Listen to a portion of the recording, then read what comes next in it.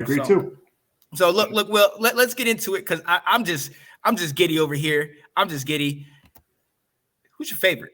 Who's the one you're most excited about? I've got two. Okay. I'm very excited about the wide receiver today. Yeah. More so than I was Thursday. Right. But I am excited about him now. I'm so Dotson, but that's kind of easy. It's a first round pick. Right. You're going to get your most talented player. So the guy that I'm most excited about now is Cole Turner. Yeah. Our tight end. And because as I didn't know much about him. I saw him in our mocks when we were doing it, and he went in our mocks too. I never picked him, but he's athletic. I believe I might saw he may be 6'7". He's athletic, and we know that Carson Wentz loves throwing to tight ends. Mm-hmm. So I love the fact that we got him a weapon. We got a weapon at wide receiver. We got a weapon at tight end to make Wentz better. Yeah. And you also talked about the Logan Thomas injury. We very well may be starting the season with John Bates as a starting tight end to give Logan a chance to really come back and not rush anything. But John Bates isn't going to run past anybody. Nope. But Cole Turner can. Mm-hmm. And we could run some of those two tight ends, with Philly, where Carson Wentz used to pick us apart. Yeah. Yeah. And so that's what I really like that pick. It's like, I think this guy's going to turn out to be someone. I kind of see him as like the Dallas Goedert for us, with, eventually you're going to have Logan and him out there, and it maybe pick your poison, folks. Who do you want to cover for a first down? Oh, and if you shade up a little bit, Dotson or Terry is going to burn you. Yeah, absolutely. So I like that. So that's Turner's my favorite pick. Looking at at everything. Oh yeah. What about yours? And here we go. I don't know. You know what, ladies and gentlemen, we got to talk. I in the 5th round, I was sitting there. We're about to leave. We're about to get ready to go, and I'm just sitting here like, all right, man, it's already this far. He's still around. My guy's still there. And my guy, Alex Stevens, he's been on the show. He's been on Let's Talk Football. He was going live at the time. And he said, Sean, come on the show, man. Let's see if we get our guy. And I'll just show you what happened. Bro, our pick is in. Okay, here we go. Come on. All right. Come on. Somebody's a white woman coming out. Oh, shit. Okay. Because Sam Howell's mom. Come on.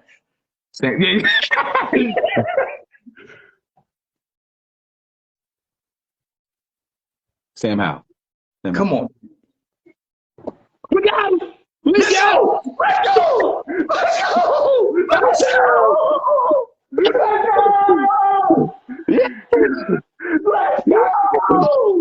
Yes. Let's go. Oh my gosh. Let's go. Yo, we had 2 units, one on each side of us, and both of them came outside like, what happened? What's he doing? I was yelling. I was screaming in the place. This was right before we went to Jazz Fest that day. Sure. I was just like, let's go. Are you serious? I messaged you guys. This is Christmas art. This is Christmas early, baby. I absolutely loved this pick. I did because I felt like we got him at the right time. In the 5th, we didn't reach up to get him. I felt he dropped farther than I would have expected, but I absolutely loved that fact that he was still there. And then, hey, what have we been talking about?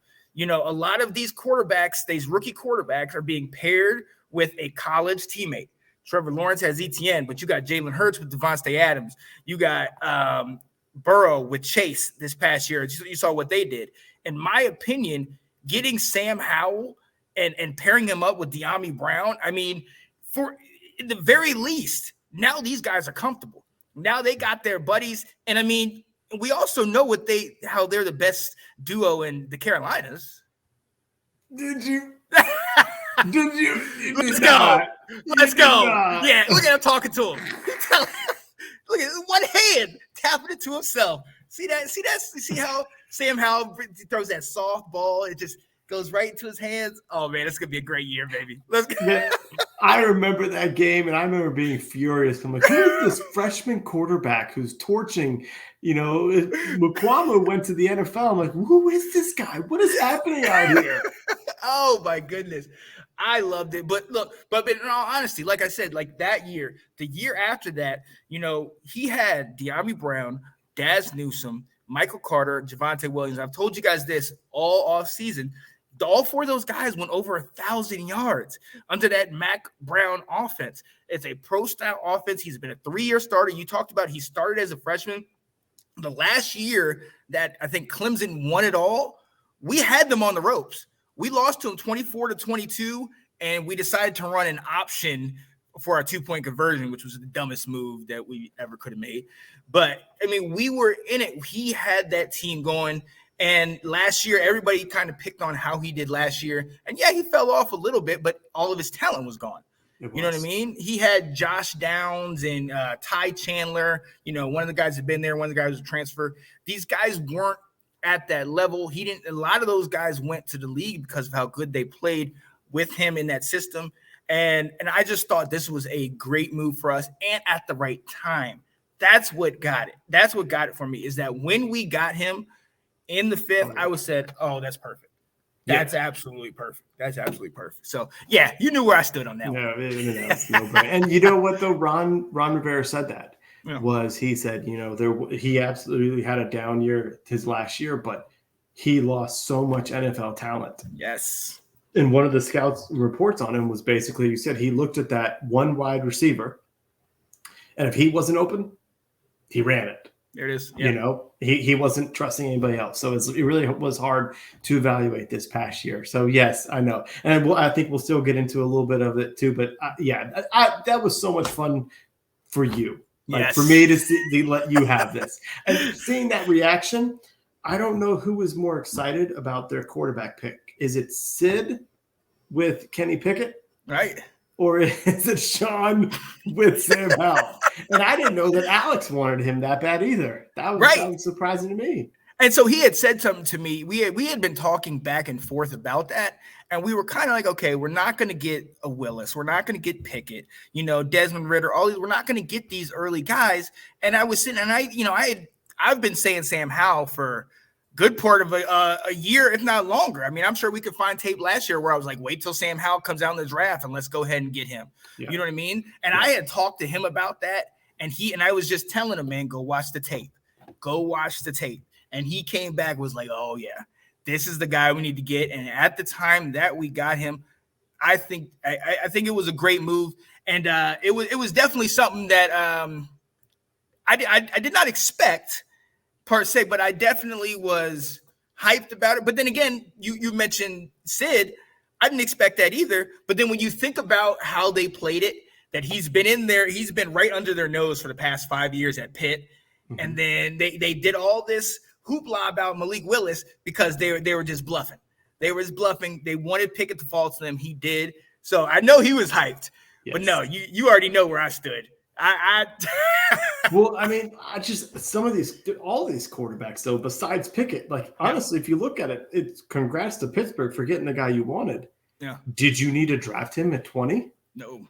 Because the next quarterbacks didn't go to the 3rd round. When has that ever happened? Yeah. You know, like you said, so right now, this time last year, Sam Howell was the number 1 overall 1-1 player. Yeah. This is who you're getting. And he went in the first pick of the 5th round. Like, that is crazy how these quarterbacks fell.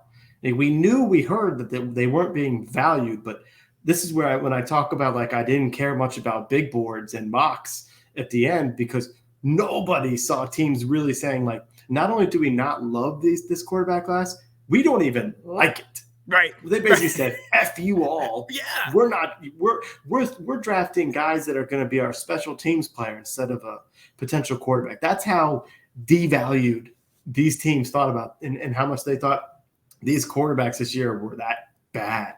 Right. And even our rankings of the quarterbacks, or even the main mock rankings of the quarterbacks were off. You know, they had Willis going potentially first, if not second. And I said second. Right, that's what I said. I said second. I was like, oh, good. Detroit's going to get him. Definitely 32. Yeah, and the fact that he wasn't even the second quarterback taken off the board was just like, oh, my goodness gracious. So, it was crazy, but at the end of the day, it was a need. I'm not 100% sold on Heineke because I love him, but he has some things that he still has to improve on. and his ceiling is not as high. Howell, I'm telling you, I love what he brings to the table. And I'm ready for this, man. I'm ready to see at least him compete. I'm ready to see him compete. Did I share? I don't think I did because I didn't want to ruin your moment of the weekend. But I saw some draft evaluator calls Sam Howell the postman because he telegraphs all his throws and he won't be working on Sundays. Wow. I thought that was so funny when I saw that. I was like, and then he showed a clip of him literally just looking. But I think it was from this past season, like you said, where he looked at his one wide receiver and then went elsewhere. That was it. So yeah, he was. He literally was like, "Are you open? Nope. Okay, I'm running. Are you open? Right. Okay, I'm throwing it." And that's the thing, because you look at it, he had, like I talked about the year before, he had Daz Newsome and he had De'Ami Brown, but then he had Josh Downs, and then he had both of those running backs, Carter and Javonte Williams, were beasts out of the backfield in the receiving game. So, I mean, it was almost kind of like the weapons that we could potentially have if everybody's healthy, where our running backs are just as much in the receiving and the passing game as our wide receivers. And he, with his wheels, he's dangerous, man. He's dangerous. But we will. Thanks for watching. If you like that clip, be sure to check out the other great content from the Let's Talk Football community. And as always, please like, subscribe, and hit that notification bell so you'll be notified when more great content like this becomes available.